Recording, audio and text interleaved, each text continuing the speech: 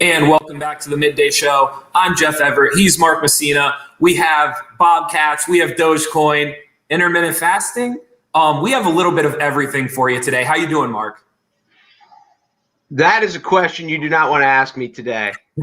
Today is, it's one of the, like life is good. I don't have real complaints. Like kids are healthy, everyone's healthy. It's just like, but it is. If I had a bobcat tail, I would be chasing it. And I would not be catching it. And let's start there. Well, let's start there. In North Carolina, because at least your morning didn't start out the way it did for this guy in North Carolina. If you have not seen the video yet, go look it up. You can find it's trending on Twitter. It's a mind-numbing video because you almost have to watch it 2 or 3 times to like fully grasp what is happening. A bobcat attacked a wife as she was coming towards a minivan. The husband actually walks over, picks up the bear cat with his bare hands, obviously. I guess they would be bare, right? Like, it's not like he had time to prep. Picks up the bobcat with his bare hands and basically, like, heaves it across the yard, trying to, like, convince it to, like, go away, get away.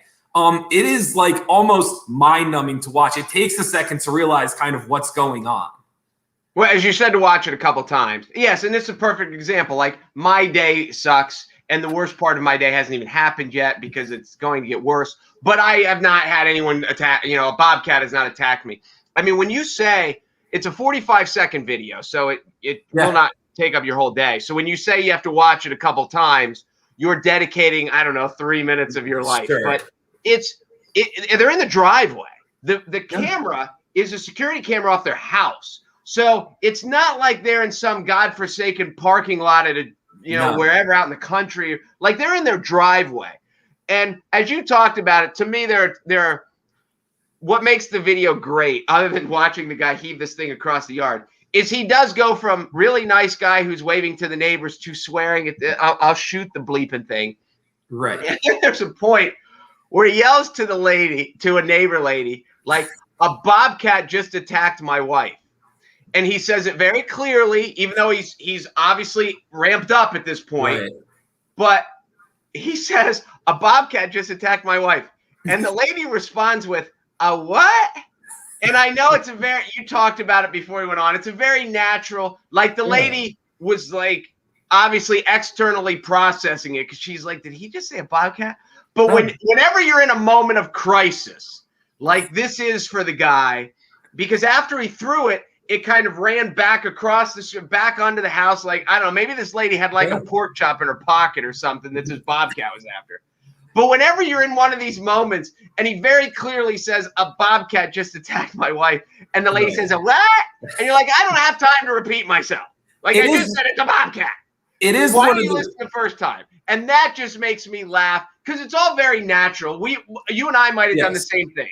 It is one of the few human flaws. Like, the human body is amazing. The human brain is amazing. The things we comprehend and the way we pick stuff up, like one of the flaws with the human body, like the human brain, is in moments of crisis when we can't comprehend what somebody says, the first thing we say is what? Which is the worst possible reaction because you're delaying time and you're forcing the person that's already in crisis to then repeat information that you have already heard. It's one of the few human flaws like that we have. We're not great at that. We have lots of human flaws, but it is funny. If he would have just stopped and said, all right, let me calm down and explain it. There was a bobcat trying to eat my wife, and it started at her foot and it worked her way up. And I just threw it across the yard. So if you see a possibly rabid creature chasing you, trying to kill you, that's the same one. The other great part about the video is when the first 5 seconds of it, and you hinted at this, he's saying hi to his neighbor. Like, he's the nicest guy in the world the first 5 seconds of this. Hi, how you doing? And then within 15 seconds, he snaps into full Rambo mode, trying to take care of his wife and get this cat off of her. It's a fascinating video to watch if you get a chance today. And it's in North Carolina. He's from the South, and they talk about Southern hospitality. It does not sound like a forced, obligated hi. Oh, that's my neighbor. I gotta say hi. It sounds very genuine, like he's hey, how you doing? Yeah, he's trying. Dogecoin is out of this world. We've talked about cryptocurrency before. We've talked about different things with the stock market. Right now, old money is kind of losing their mind. For those of you who don't know, like less than a year ago, Dogecoin was less than a penny. At certain points last night, it hit around like 35 cents a share. At certain points today, it almost hit 50 cents at one point today. It floated around 40 cents for a while. It went back down. It's now floating around 30 cents last time I looked. Right now, it's around 35 cents a Dogecoin. It is unbelievable. And you can see the old money on TV. They're like, we don't understand this. Like, this makes no sense. This isn't even a real thing. But yet, it has a higher market cap than like a lot of shares and stuff that people get into. I'm going to look it up. They had a list of like 8 stocks that it actually has a higher market cap than already. This is out of this world. Like, this is crazy. Yeah. And when you talk about old money doesn't understand, and it's not, you don't mean like dollar bills, and it's old people with money who've been investing for all these years. And we often talk here about how quick the world is changing. And one of the stories that I saw the other day, Hilton Hotels, which is this huge worldwide, everybody knows of Hilton Hotels, even other than Paris. And it's been around 100 years, I think, something like that. And it's whatever the evaluation is of billions, say it's 20 billion. And then you have Airbnb that kind of just showed up. And Airbnb is nothing. It is a website. They don't have, I mean, they have an office somewhere, but they don't need to, they didn't have to go build anything. They didn't have to, they just had people sign in, and Airbnb is worth like way like billions more than Hilton Hotels, where there's all these buildings and brick and mortar and all this stuff. And, you think of taxi cab industries and what Uber has become and Lyft has become, and they don't own any cars and they don't pay, it's just, so the world has changed so much, and in ways that people are like, it doesn't work. But and cryptocurrency is one of those. Yeah. So here's a list. This fascinates me. Here's a list of companies that Dogecoin now has a higher market cap than. Are you ready for this? Because there's some names on here you're going to be stunned by. Dogecoin's market cap is now higher than Domino's Pizza, Foot Locker, the New York Times, Harley Davidson, Grubhub, Lyft, Wendy's, The Gap, Dropbox, Under Armour, CarMax, Dave & Buster's, Six Flags, Brink's, Cheesecake Factory are all now have a less market cap than Dogecoin. I've never heard of any of those places. You're lying. Get out of here. I mean, that's unbelievable. Funny. When you first start, I was like, don't say a food place because I'm hungry. And you start off with Domino's Pizza. Like, even before I could get the joke out, you just like, right. And then you hit Wendy's. And like the whole time I was just like, food. It's unbelievable. And like, if I'm one of those annoying people who, like, I joked with you, like, I might retire by the end of the day. I'm sucked in. Like, I'm sitting here watching it. Like, you might be doing the show alone Monday morning. You were annoying long before this, but I do get your point. I was. Yeah, no, you might be doing the show alone Monday. Well, listen, I might be doing life alone on Monday. Like, the way things are going, who knows? This may be, I may be that guy out, and except when I get attacked by a bobcat, there won't be anyone there to protect me. That'll be the end. The end is near. That'll be the end of it. Do you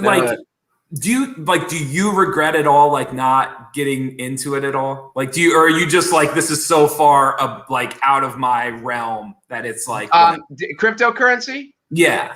Oh my God, I regret lots of things in life. Sure, we'll just add it to the list. Like, there's all kinds of, like, it's amazing the ideas that you're like, well, I didn't, why didn't I do that? Why didn't I think of this? When you think of it, why didn't I think of Airbnb? How hard is it? Why would you have thought of Airbnb? Because it's so simple. Somebody did. And you're just like, when you look back at Facebook, and you've seen the movie, right? Yeah. The whole purpose of Facebook was to meet girls. That's why it all started. How we are these nerdy guys. How do we meet girls? And the whole, the light bulb, like, they had all these stupid things. And there was one I was on. Do you remember Are you old enough to remember Classmates? No. There was a website called Classmates, and it was like you could register, like, oh, if you graduated in the class of whatever from North Penn High School, you can, all your friends. It was a way that you could reconnect once email came out and everyone, but you didn't know how to get email with all the friends. Well, the thing about Facebook, the whole thing that changed it is when they realized we'll put people's status, not just can I see this pretty girl, I can find out if she's single. And that's how elementary it started. And now it's the biggest company in the history of the world. You're right, but I'm still missing the disconnect where you believe you could have invented Facebook or Airbnb or Dogecoin. Well, I couldn't have done the coding. I don't even know how Dogecoin works. But like Uber, how hard is that? We'll set up this website. If people need a driver, some schmo will just pick them up. Now, I would have never picked up Uber because our whole life we've been talking about don't get in a car with strangers, and now we all get in cars with strangers. So sure. I would have thought no one is buying into this, and no one will think this is better than a taxi, but they do. But these concepts, the concept itself is so elementary that, I mean, cryptocurrency, I don't understand. I don't understand where you can use it. Can you spend Dogecoin? If you can. Yeah. So one of the things with Dogecoin right now, like Mark Cuban, if you go on the Dallas Mavericks website, you can purchase Dallas Mavericks tickets and Dallas Mavericks gear using Dogecoin. So like you 100% you can now, because Dogecoin right now is at like 35 cents a share, it takes a little bit of Dogecoin to actually buy up some of this stuff. Also, if you go to Tesla, like you can also use Dogecoin and Bitcoin to buy Tesla products. So there is validity right now in certain things. Now, the nation of Turkey just came out and said, like, we're not doing it. Like no Bitcoin, like no Dogecoin, like none of it. In Bitcoin this morning, because they're the first nation to come out and say, like, we're not doing this, we're not participating. But like other companies and like big owners, like they're making it as easy. Here's the thing. It's easier for them to use Dogecoin or Bitcoin when someone purchases one of their products than it is to use regular cash or anything. Cause like there's no tax necessarily in the transition. There's no middleman. Like it's just a simple exchange of here's your Dogecoin, thank you, and it's done. It's over with. So there is like longevity in the model. It's just a matter of like what's going to win out. Well, and who's going to take it? Because, you know, as we look at Weis Markets here, a wonderful sponsor, and play like where I think of where I spend money every day. And you're looking at places like convenience stores and gas stations and grocery stores and Walmarts and Targets and places like that, where right now we either pay cash or we swipe a credit card. When those places start taking, then the world will be different. But right now, like I'm not buying anything Dallas Mavericks, and sure. I am not buying a Tesla. So sure, but again, where are we 20 years from now? Not even 20 years from now. Heck, where are we 5 years from now? No, here's this is the ironic part, and this is 100% an opinion. They're going to create a digital dollar. They're already talking about it. Like it's going to happen. So the irony is like the people are like, well, when are the restaurants going to switch over? When are the grocery markets going to switch over? All these things, they're going to have their hands forced anyway when the digital dollar is created. The only difference is, do you want to be early or late? And if I were a Walmart, if I were any of these companies, I'd rather be early. I wouldn't wait for the digital dollar. I'd rather be early and be first, and let's accept Bitcoin. Let's accept Dogecoin. Let's accept any digital currency that has some validity to it, because the digital dollar is going to come behind it, whether we want to or not, and they're going to force our hand anyway. So if I'm Walmart, I'd rather be early. Yeah, I mean, I'm with you. It's where is it? Because obviously the Little League concession stand, you're never going to be able to use Dogecoin, but there's a big gap in between when you're going yard sailing on Saturday morning, which I know you're a big yard sale guy. Yes. But yeah, when these big conglomerates, there will be an announcement sometime, whatever, you know, either Walmart or Target or a brick and mortar, a national, like a Weis Markets that has, you know, 350 locations or however many they have, somebody's going to come out and they're going to be like, wow. It's So yeah, I'm with you. Who's the first one? It's a good question. It's right around the corner. So good luck with the show Monday. This is my official retirement.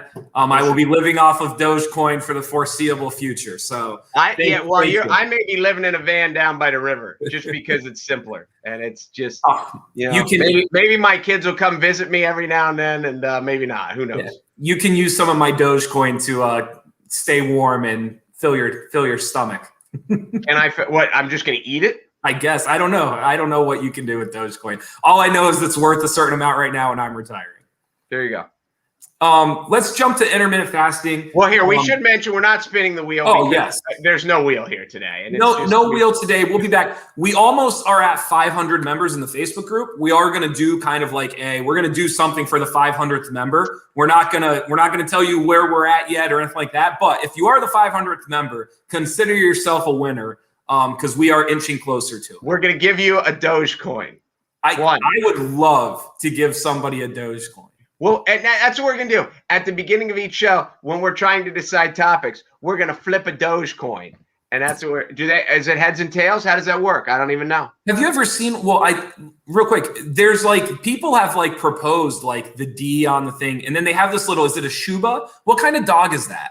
It's a Shiba? A Shuba? I don't even know what a Shuba is. Is it one of the big fuzzy ones that you have to pet because it feels like a teddy bear? Kind of, but I wouldn't call it big. It's not a big dog. No, the dog, but the fluff is Somebody comment and tell us what this dog is. It's like a Shiba or a Shibu, something like that. I know what you mean. It is a walking teddy bear. I know exactly what you mean. Someone comment and help us out. You wanted to talk about your experiences with intermittent fasting. Well, this is like the super diet that everyone goes to, and some moron who's sitting this way there turned me on to it. And it's if you this is the time they have New Year's resolutions, and one of the things people want to lose weight because all they've done since Halloween, when they started stealing their kids' candy or eating their leftover candy that they didn't give away, because we all know everyone overstocks, and then they're like, oh look, I have 400 bags of Reese's peanut butter cups left over. I just have to eat them. So we spend all of November and December eating, and then January comes, you get this New Year's resolution, you get a gym membership, and then by this time it's faded. But now we're getting to the point where it's supposed to be warm, and in 2 months, you're going to be wearing less clothes. That's when you want to do it. So the number one rule of thumb, I'm not a health and fitness expert, but I will tell you this. Weight loss has so much more to do with what you eat than how much you work out. That's number one. Got it. And number two, you explained to me this intermittent fasting thing, and then we have another coworker, Jerry, who he had reinforced it. He's like, yeah, there's parts to it that this is how it works. And basically the thing you said to me is just go 12 hours without eating calories. And I did it. You obviously want to sleep in the middle because there goes a big chunk. So you got to go a couple hours before you go to bed, a couple hours when you wake up. Right. And I lost 10 pounds within 2 months. I didn't change any of my other diet. I didn't change any of my other workout. I just kind of 9 to 9, 8 to 9, whatever. And a lot of days I go till lunch. So I'll go 9 to 11, 9 to 1. Yep. And that's the only thing I've changed. I've lost 10 pounds and I've kept it off easily. And the beauty of it, before I shut up and let you talk, is it's not 7 days a week. You have to have your cheat days. So I've basically worked it in like a job. For Sunday night, Monday night, Tuesday, Wednesday, Thursday night, I fast, and on the weekends I eat like I want to. And I've lost 10 pounds and I've kept it off without really even trying. Yeah. So first of all, we should say I'm not a dietitian. I'm not a nutritionist. I have no experience in the actual health field. This is my basic understanding of intermittent fasting. There was this concept that in the early days when we were hunter-gatherers, you had to track down your food, you had to gather your food.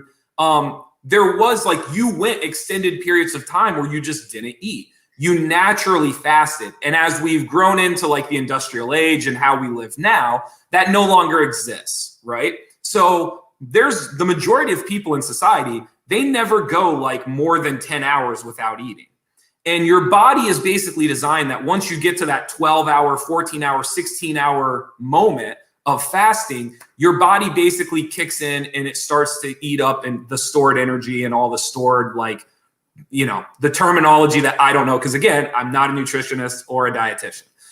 So there is like some like historical background to this of like, we weren't designed to eat 3 meals a day. Like we weren't designed to have these stretches where like we never go more than 8 or 10 hours without eating. So the whole concept of intermittent fasting, and it was when I first did it years ago, I'm not a breakfast person. So it was really easy for me because I would just sleep, 7 to 8 hours, wake up, wait until lunch, and then I'm at the 12-hour, 14-hour mark without really trying. But it is fascinating. And like, yes, it can be annoying. There are some times stuff like that, but it works. Like it is every person that I've met that has like sincerely tried it, like given true effort towards like finding these 12-hour windows without eating, they have had success in like losing weight and feeling healthier. Well, and what the things that have really affected me, because like you said, for you, it was easy because you're not a breakfast person. And there's a lot of people in the world who aren't breakfast people. I was. The aspects that have changed for me is, number one, it's amazing how quickly your body adjusts. If you've ever had jobs where you work different schedules, like your body can adjust to getting up early or staying up later, and it doesn't take 6 months. And it took me like a week. I always ate right before I went to bed because I'd convinced myself I couldn't sleep if I was hungry. And then the first thing I did in the morning, I would get up, I would shower, and I would eat. And I've eliminated those two things. And I've realized how my body, sometimes in the middle of the night, I'm hungry. I wake up in the morning, I'm never hungry anymore. Yeah. And before I go to bed, I'm never hungry anymore. My body has adjusted. And number two, the thing you realize is how much you eat just because you're bored. And you're just like, oh, I'm home. I'm not really doing anything exciting. A bowl of ice cream right now would be delicious. Or even that snack. Or if I just walk through the kitchen and these cookies are delicious and you eat them, they're sweet. They make you feel good. And for like that 2 minute, it's like listening to your favorite song. You're happier while you're eating something sweet. And if you just take that out of your mind that like, I can't do that. Like it's after 9 o'clock. I'm not going to eat out of boredom or any of that stuff. And you'd be amazed how much crap that I think I lost 10 pounds in crap. Just because I don't eat stuff. When I'm going through the Walmart line, I don't just grab a Twix just because anymore. So that's really helped me. Yeah, one of the things, and you and I have talked about it too, there's all these other like little tips and tricks and stuff that I didn't do them. But one of them is like, depending on what you eat when you break your fast, like if you go 12, 14 hours and then you finally go to eat, there are certain things you can drink and eat that will actually help like burn fat or like are actually like, obviously you want to eat healthy, but there are like certain things that will actually help you in your goal and your quest to lose weight, depending. You can look it up online. There's lots of information on it. But one of my favorite parts about it is that like when I was really into it, I would go like 16 hours without eating. But then when I would finally eat, I mean, I would eat whatever I wanted. I'd have pasta, I'd have a burger, I'd have some pizza, and I was losing weight because it's just that calorie deficit. And then it's just your body burning off what's stored already after the 16 hours. There's much smarter people, much better scientific information out there than just me speaking about it. But I have had success, and the people that I know that I've mentioned it to and that they've tried it, they have had great success with it as well. And you've kind of hinted at it too, like it kind of becomes a game in a way. Like you get to the 10-hour mark and you're like, can I get to 12? Can I get to 14? Can I get to 16? And then when you finally do eat, and you and I have talked about this, there's people who haven't had a meal where they were hungry in probably years. Like they just eat because it's 8 o'clock and now it's 12 o'clock. Oh, and now it's 5 o'clock. So they just keep eating meals because that's like what we've been kind of configured to do. There is this realm where like, if you're fasting for 16 hours and you finally bite into a burger, you will be amazed at how good that burger, your food tastes so much better when you're intermittent fasting. Well, I tell you, we used to joke about this when it first started. And I would tell you at 11 hours, I was starving. And at 11 and a half hours, I was starving. And my whole thing was make it to 12, make it to 12, make it to 12. Once I got to 12, I could get to 13 then, and I wasn't hungry anymore. Yeah. It's like whenever we do the show, that's why I always have a drink. If I don't have a drink next to me, it'll feel like I just swallowed a desert. But if I have a drink, I'm a lot better off because it's just the psychology of it. So that was one of the things for me too. One of the other things was you learn to enjoy being hungry. Like right now I'm hungry. but it's a good hungry because I know that I haven't eaten in a long time. It's like after you go to the gym and the next day you're sore. Like when you're old and you haven't done anything and you wake up and you're sore, you're like, oh, this is miserable. But when that's a good sore and it's a good tired, you know, you never want to be exhausted, but if you just went out and ran 3 miles, it's a good exhausted. So you kind of start to relish being hungry because you're like, hey, I'm doing a good job with this. Yeah. As opposed to before, you're right. How many of us were trained, oh, I'm hungry, I got to eat. Oh, I'm hungry, I got to eat. And we would never go an hour being hungry unless we were absolutely involved in something that we couldn't tear ourselves away from.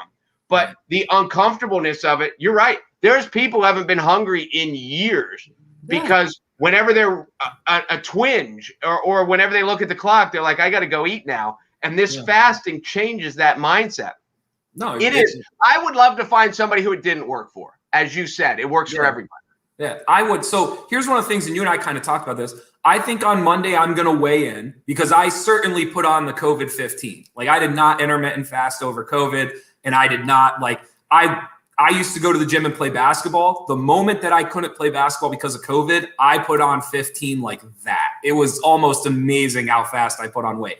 So I think what we should do is Monday I'll weigh in. And I'll start my intermittent fasting, and we'll just kind of every Friday we'll update, and we'll see how it goes. Okay. Last year would have been interesting for me because I've lost. And literally, I will tell you, I started last April. It was right around COVID. It was like April. I'm going to say in 2 to 3 months, I lost 10 pounds. Yeah. And it's gone up and down a couple pounds since then. I lost money when I did get COVID. I lost money. Did I say I lost money? I lost weight when I got COVID. I keep seeing that Dogecoin thing and I'm like, money. But that was kind of because I was sick and I was scared and I didn't eat right. And that was self-inflicted. But it is, you know, because they talk about one of the things with weight loss is, you know, take it off and keep it off. And it's the other thing too, you hear these diets and you hear these cheat days. Like when I found out that you were supposed to have a cheat day, and again, somebody smarter than me can explain it because someone smarter than me explained it to me.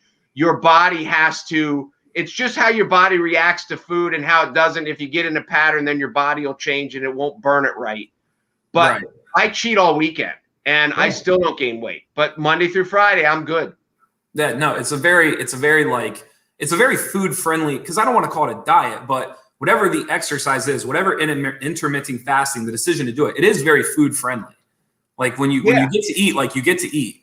And when people watch our diet, it ain't foo-fooish. No. We ain't eating salads with, you know, like and that's why you gained 15 pounds. I'll be honest with you, because your diet sucked. Like I thought I ate crappy stuff. Have you ever eaten a vegetable? Who, me? I don't mind salads. I've grown and I've matured and I have started to enjoy salads because till like 3 years ago, I wouldn't touch a salad. So yeah, I'm not like, I typically, because of playing basketball all the time and just being active, I've never really had to worry about diet until COVID. And then COVID hit and it was like, whoa. Like if I'm not playing basketball 4 or 5 times a week, like I must eat like a 4,000 calorie diet. And if I'm not playing basketball weekly, like, I mean, that hits you quickly. Is there anything healthy that you like and eat on a regular basis? Fruit. I love fruit. I eat fruit. Okay, that's not so bad. I didn't know that. Yeah, no, I love fruit. Eat it all the time. Lisa Ann Fanning, Shiba Inu is the Dogecoin dog that we couldn't think of the name of it. Shiba Inu sounds as un-Western hemisphere as you can come up with. I don't know if that's like a character name. I don't know if that's a really Dogecoin spelled backwards is EGOT. Is that where they got it from? I don't know, but I'm going to look it up. I mean, it kind of makes sense. Huh. That is. What is Ed Rogers spelled backwards? Okay, never mind. Yeah, so I'm going to look that up. Anything else before we leave for the weekend? No. I just have enjoy it. The next time I have a calm, peaceful, like happy day, and I'm kind of bored, I will have a smile on my face, and it is time to trudge back into the great unknown. And but I can get some food now because I'm hungry, and it's 1 o'clock. That part's gonna get better, and then the rest of the day is still gonna be a mess. But you know, what are you gonna do? Yeah, all right. I'll weigh in on Monday, and we'll keep track of it. I'll get back on the horse. Does that work for you? Unless you've swallowed all your Dogecoin, and then, well, That's right. yeah, I'm not sure when you say weigh in, and then I'm gonna get on the horse. Don't we feel sorry for the horse? Oh, listen. I feel really bad for the horse. I have to be at my peak. I probably weigh 210, 215 right now. Like, this is the most I've ever weighed. When I started was the most I'd ever weighed too. Okay. And then it's been good. It is the easiest. Now I don't know, like I'm back to my kind of like my fighting weight, I think. So I don't know how long, like if I really needed to lose more, I don't know if I'd have to try harder or whatever. But I lost 10 pounds that I needed to lose, and I've kept it off easily. It is the easiest, and it sounds hard. If you would have told me at first, no breakfast, no eating right before bed, I would have said I wouldn't be able to sleep. I wouldn't be able to function in the morning. And that is not true. It took me like a week, and my body changed. I'll tell you what else we could do too is like 2 weeks from now, 3 weeks from now, we could bring on like a dietitian or nutritionist and like really explain it, like really get into it. Because we didn't do it well enough? Because they need someone smarter than us?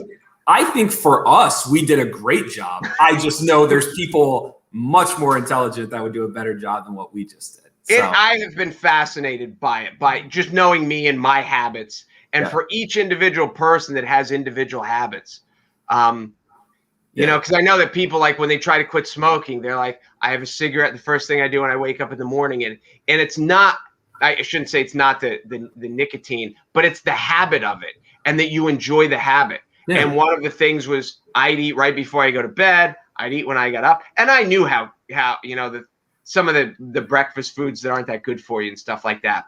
And I knew what was healthy, but I just liked it. So I did it. And it's interesting how you can change. Yeah. The historical aspect is neat to me. Like when you go into the whole hunter-gatherer thing and what your body was built to do, and how like once, you know, the industrial side and actually sitting down at restaurants and doing it 3 times a day, like the human body just wasn't made to do that. Like it wasn't created to hold all of that and take all that in. So that aspect really fascinates me, because from that standpoint, it's very relatable. Yes. And from the point that you make, the other part that I love about it is when you're in that from lunch through dinner through 8 or through 9 o'clock, I'm eating ice cream. Yeah. You know, there's nothing at Weis Markets that I can't have. So, and that's good too, because you get that. It's not like life sucks. You just, you have ice cream at 6 o'clock. You don't have it at 1 o'clock in the morning. Yeah, no, that's the only difference. I'm Jeff Everett. He's Mark Messina. Thanks for watching Midday Show. We'll be back Monday. Maybe. I don't know. It depends if I retire. It depends what Doge does over the weekend. I may be retiring. I'm not sure yet. Do I get Wi-Fi in the van down by the river? I can set you up with that. I can make that happen for you. Again, thank you to Weis Markets for being our title sponsor of the Midday Show. And thank you to NorthcentralPa.com for hosting the show and letting us do this. So I'm Jeff Everett. He's Mark Messina. Have a great weekend. I'll see you.